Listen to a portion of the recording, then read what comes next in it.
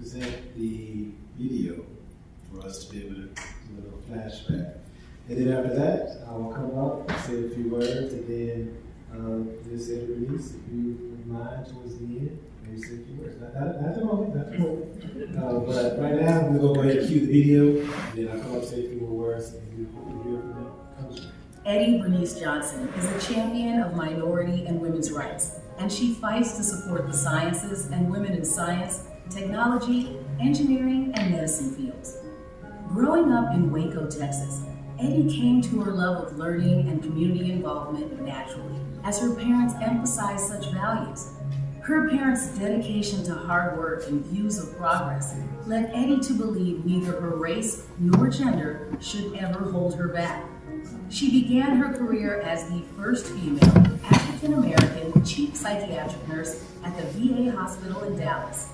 Before representing Dallas County and the best Southwest region in Congress, she served in the Texas State House and the Texas Senate.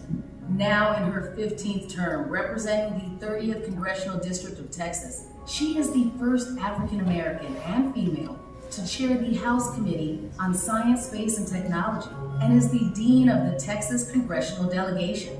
She is also Dean of the Texas, New Mexico, and Arizona Democratic Congressional Delegation, the highest-ranking Texan on the House Transportation and Infrastructure Committee, and the first registered nurse elected to the U.S. Congress. Congresswoman Johnson has a reputation as a stateswoman who works with both parties to get things done, one earned during her more than 40 years in public office. She is recognized as one of the most effective legislators in Congress, credited with authoring and co-authoring more than 177 bills passed by the House and Senate and signed into law. She has a long-standing reputation for providing excellent constituent services. She is also the founder of the Congressional Diversity and Innovation Caucus, the founder and co-chair of the Congressional Homelessness Caucus, co-chair of the Congressional Lupus Caucus, and co-chair of the Congressional Caucus on Bosnia. She was honored to serve as chair of the Congressional Black Caucus during the 107th Congress. Her acclaimed initiative, A World of Women for World Peace, has gained national and international recognition. Please join us in celebrating the service of Congresswoman Eddie Bernice Johnson.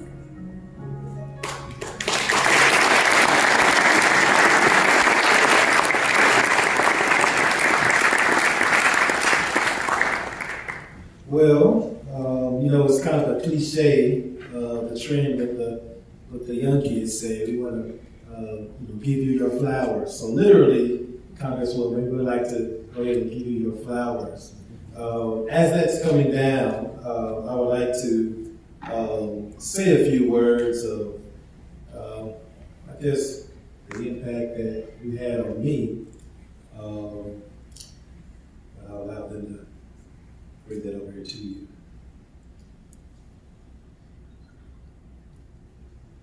I went to your annual prayer breakfast, and I heard Beto say you love yellow flowers, so I changed my whole arrangement, so I hope that you really do. You love yellow roses. But I want to take a moment and share my lens of you. Growing up, I'm going way back. But growing up, I used to listen to the radio, K104, and I used to hear the ad, vote for me, Congresswoman Eddie Bernice Johnson. And of course, at that time, I don't know nothing about politics or nothing about vote, can't even vote. But I remember keep hearing, Congresswoman Eddie Bernice Johnson, vote for me, I'll be your biggest champion. And as I got older, not an elected official, for some reason, I got accepted or invited to your Christmas parties, your annual Christmas parties. Of course, you had to provide a gift, but it was at your office. And me not being an elected official, I kind of, I went, I'm like, it's a congresswoman. I got invited. How can I not go?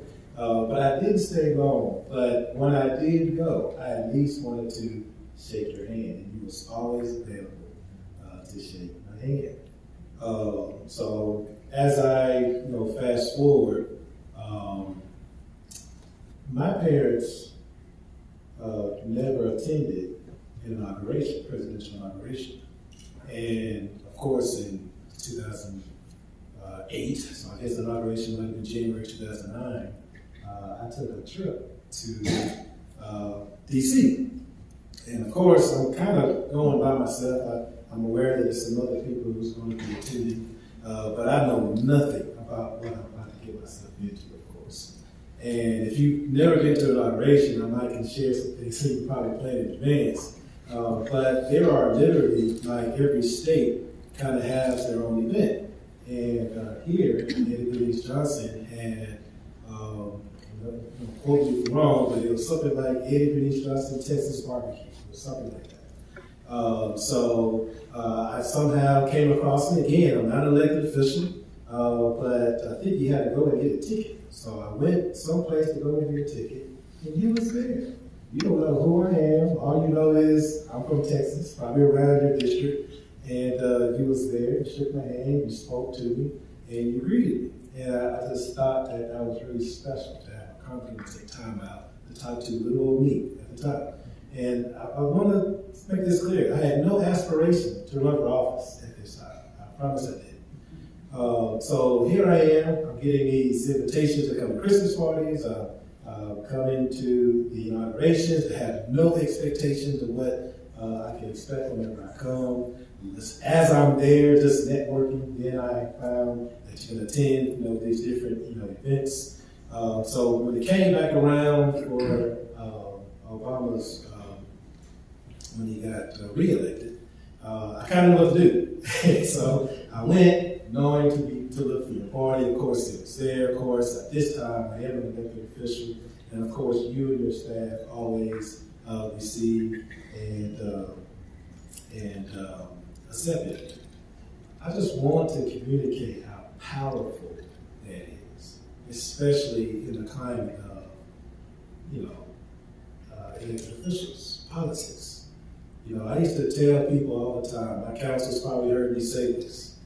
People ask me before I became mayor, while I was mayor, how is it in Cedar Hill? How is it doing business in Cedar Hill?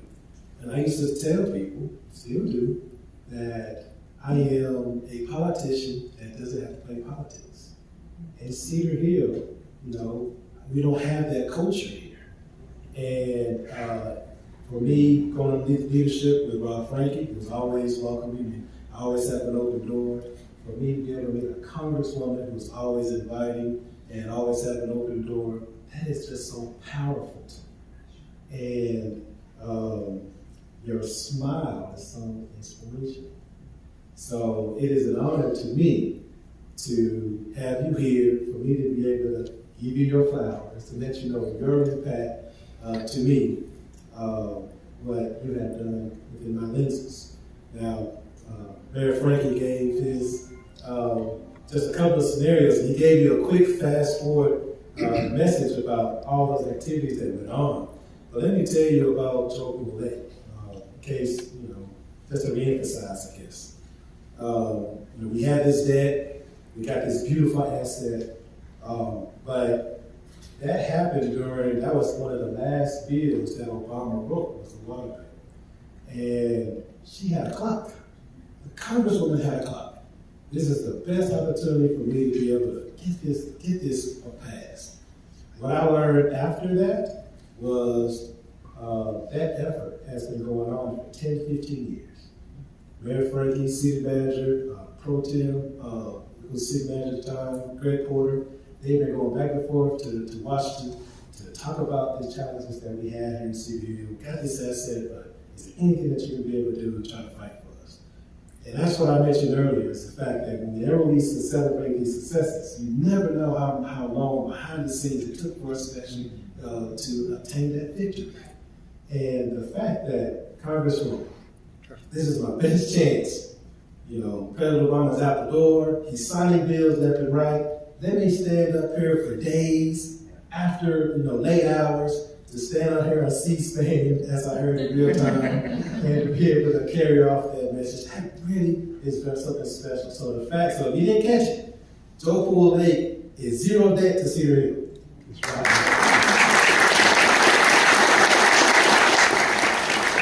That was all because of you, Congresswoman. So we are in debt to you, and we do appreciate that. I see Mayor Barry Gordon back there, who has a little bit of that lake. He has no debt, but that's okay. Congresswoman, you do have your flowers, but I would like for you to come up, as I actually do have something I want to give to you. And it reads, the people of Cedar Hill, Texas proudly present the key to the city, Congresswoman Eddie Bernice Johnson, United States Representative, on behalf of Steve Mason, Cedar Hill, Texas.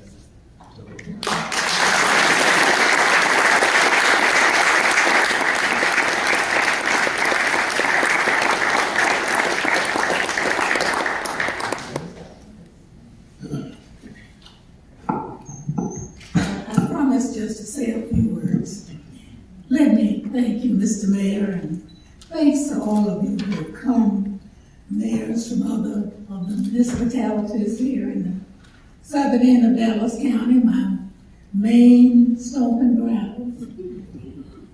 I am very emotional about retiring, but it has a lot to do with my age. I'm closer to 90 than I am to 80. And my family is ready. Now I learn my body is ready too. But I want to say, I sat there and looked at high school pictures. I don't know where y'all get on this. But I just can't run from my past. When I went to Congress almost 30 years ago, I had no clue what transportation, all that it involved and what it had to do with. Having served in the Texas House and the Texas Senate, leaning on my health background, and knowing that nursing, they had nurses in the House. Nurses are taught to do almost everything. And when I came along, they were the physical therapists, the pharmacists, and all of them. Now they got all these various specialties. But I decided that it was not about me. It was not about what I had done necessarily. It was about the people and what was needed for this district. And so it was important to me to get to know the leaders, the mayors, and what the desires were and what the needs were throughout the district. And I tried to spend my time doing that. And I must tell you that Mayor Frankie was one of those, he was in so long. And he got to be the person that could speak for the southern sector, and especially Cedar Hill. And when he told me about the water problem, it was all new to me, but I said, it starts with the Corps of Engineers. And the Corps of Engineers had just had a difficult time trying to survive without being privatized, and I stood with them. So I said, you got to help me with this. And they said, we can't do that because we lose a lot of money. I said, how do you lose money you never get? I said, you're never going to get this money, so you got to help me find a way for them to afford drinking water. And so we did, and it really was 1 something in the morning. We did it purposely so that house wouldn't be full. Joe Barton and I got together and planned our strategy, and we were able to get it done. You meet so many people in Congress that you never knew and never thought you would. Joe Barton ended up being a high school football player with my younger brother. And we found that out when we were debating one night, and my brother said, don't beat up on my football mate. I said, who are you talking about? He said, Joe Barton. I said, what? He said, we played football together, so the rest of the time is history. We got to be close, he found out. He said, how could he be your brother? My brother was very fair complexion.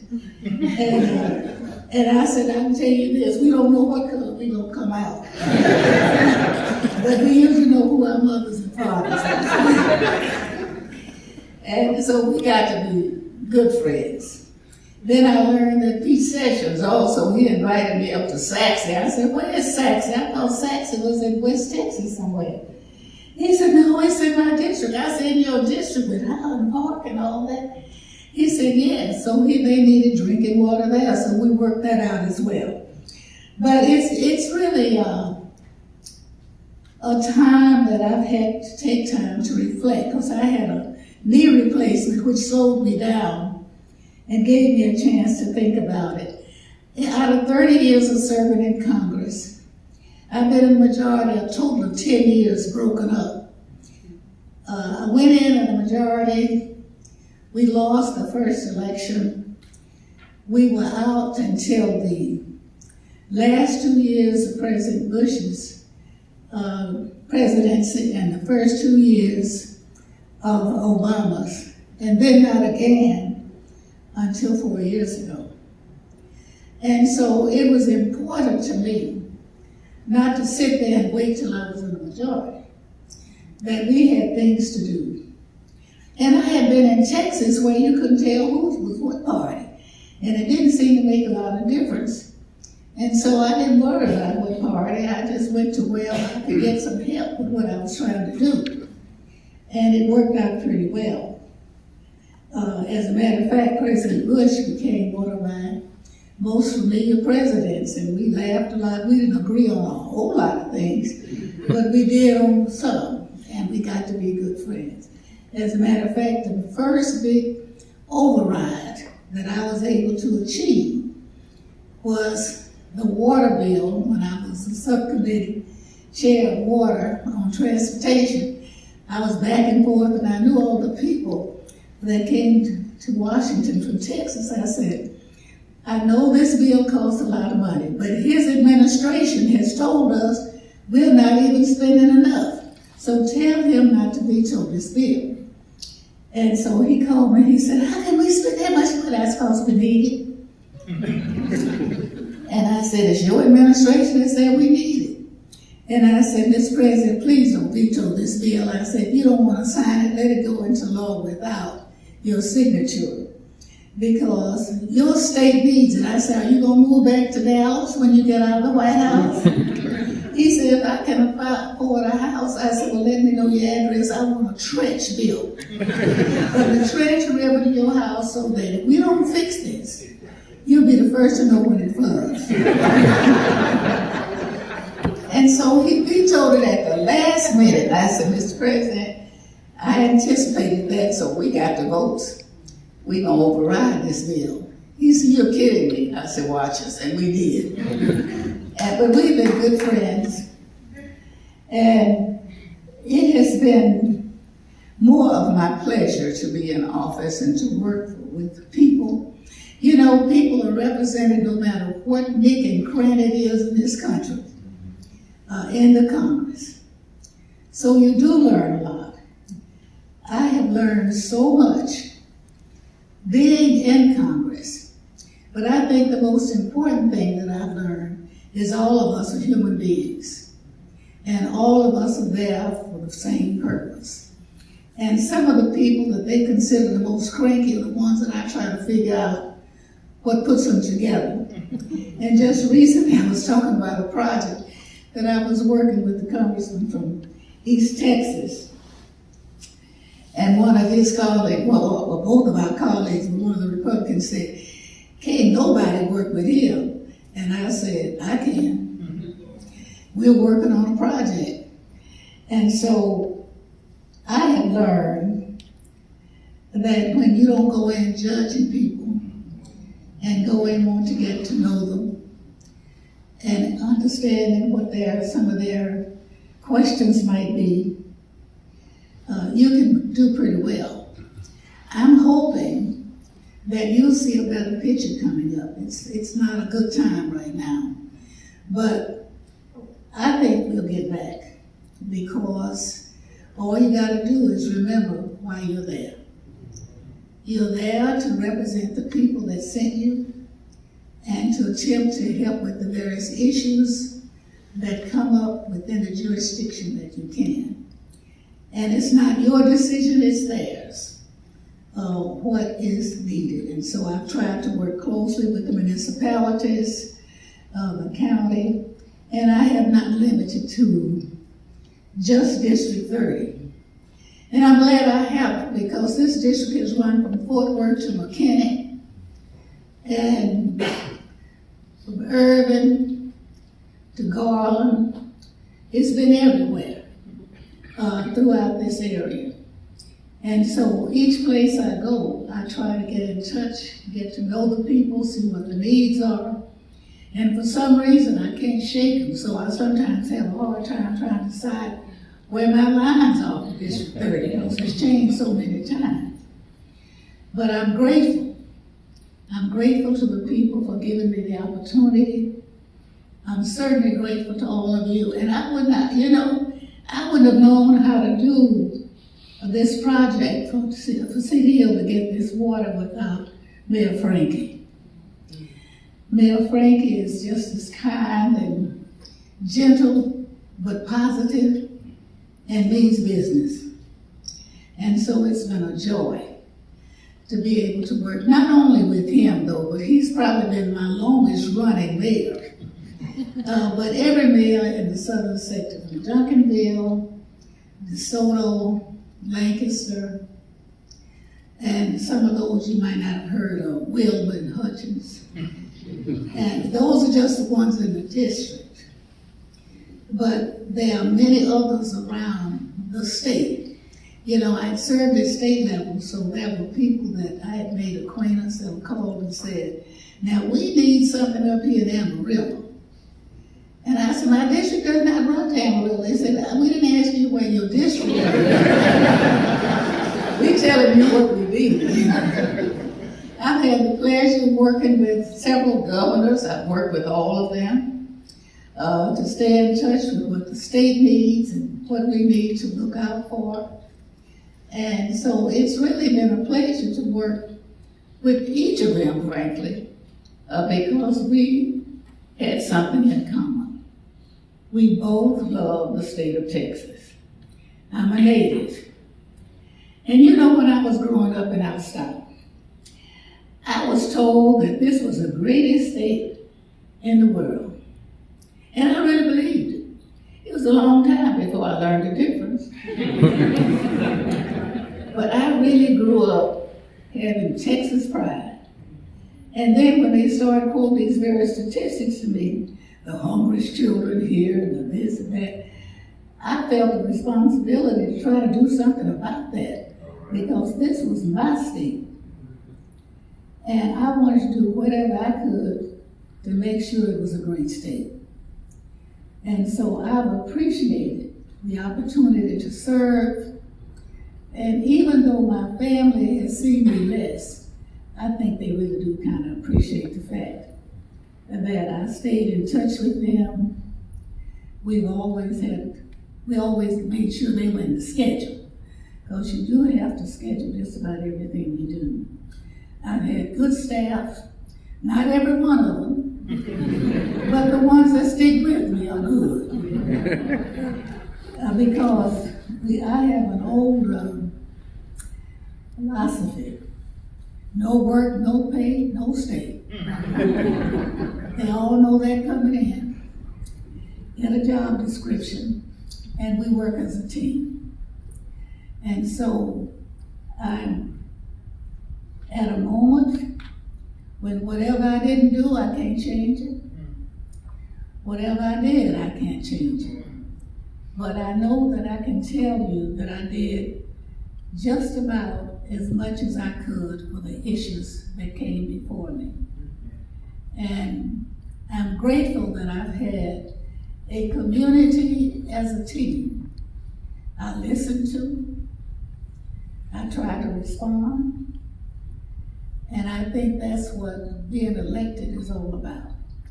So I want to thank you for going out of your way to show me appreciation.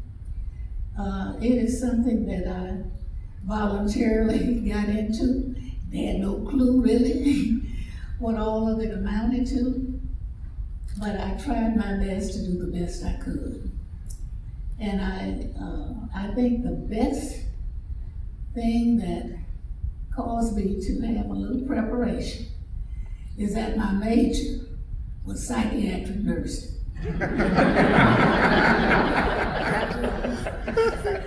And so you study a lot about personality. I did psychotherapy before when I was practicing. And it makes you understand that everyone is to be respected. It doesn't mean you're going to agree with everyone, but they have something that they believe in that you must respect. And I've tried to carry that with me.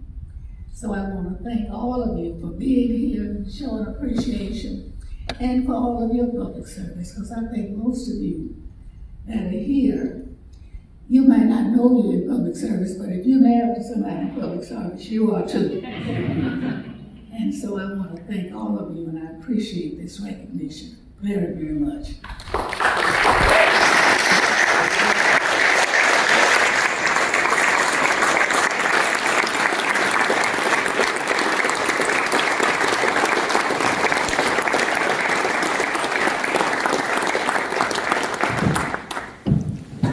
That was beautiful, Congresswoman.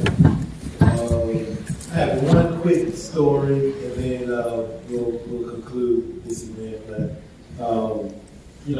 whenever I first was sworn in as mayor, of course, the duties of mayor, you get a lot of invitations. So this specific invitation, I was invited to someone's house, and before I was mayor, I think I never got invited to that person's house, and I think about it. But anyway, I got invited to this person's house, and so both my wife and I we went over to this person's house. The cars was parked all over the street, so we had to park a little farther down. And so we had to walk, up to the house where we think we were supposed to be going. So my wife and I ring the doorbell, knock on the door. And the door opens, and there's a woman who looks like Eddie Bernice Johnson. So my wife and I, we look at the address, we look around, we look at each other, and we look at her, she's just standing there, just with a little smile. And I'm like, can I say your name, sir? Is that okay? Yes. All right. I didn't want to see, I know he's sitting, but I said, is this Gary's house? And she said, it is. Okay. Are you Eddie Bernice? She goes, I am. So, Gary, I never asked you, how are you going to have a congresswoman answer your door? Anyway. Great relationship. Well, it's just those things that it's so powerful that I'll take that with me. I do have two things. Let me say this one. We do have a reception just outside the door. We do have food, so please partake as we conclude this event. But for my records, and I would like to share with the Congresswoman as well, I hope this is okay with you, Congresswoman, but if you are an elected official, if you would please come up very quickly. I like to do a group photo, and I'd like to share it with you, Congresswoman. And the significance of doing that is for you to be able to get a picture of your elected officials within District 30. So if you could quickly come up, and Congresswoman, just stay right there as they come up.